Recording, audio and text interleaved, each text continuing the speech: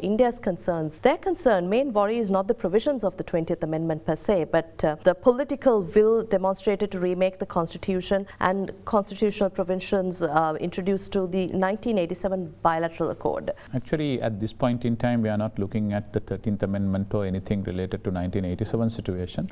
So you mean to say there should be no concerns by India as our closest neighbor? Actually, this is our internal affairs of the country, of constitutional making. So in fact, in this, we are not even discussing the 13th Amendment at all. So there is no undue concerns at that. I would say that we should be able to do what we want to do. The people have faced severe injustice, I would say, as a result of the system in place. Sometimes on average, land cases take about 20 years to be solved. What will be your first step in this regard? There are possible solutions.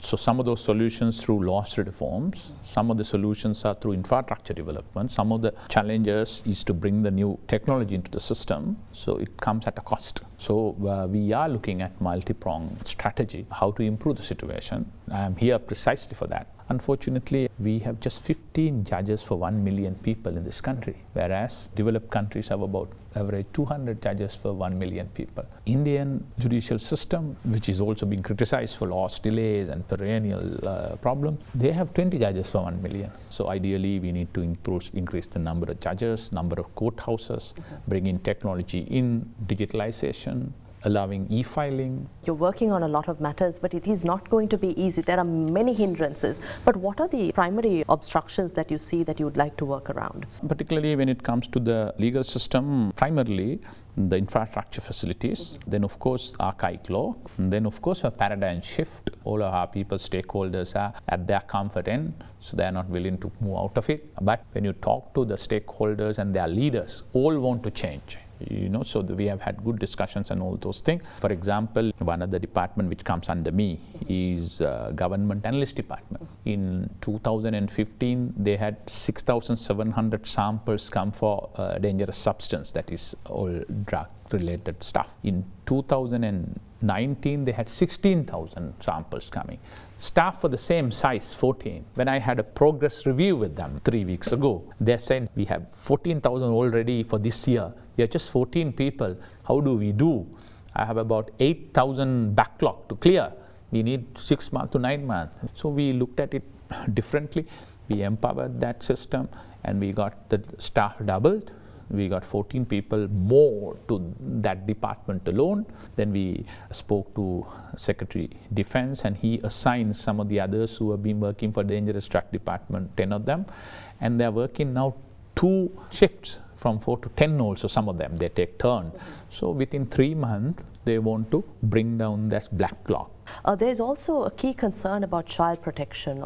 We also look at laws delays where cases pertaining to injustices caused to children drag on for years and years and years. We are looking at setting up special courts, right, so to function in camera so that you don't damage the child's privacy or his or her future. So that's one side of it. Speaking for myself, I would like a different approach to prevent this. So I feel sex education is also a must. You must educate our kids. What are their rights? What are the limitations? And then there are vulnerable segments in the society, particularly children whose parents are migrated or migrant workers in some other countries and all those things. And there has to be a safety net to look after them. So it's through 3 processes. One is social justice and a safety net.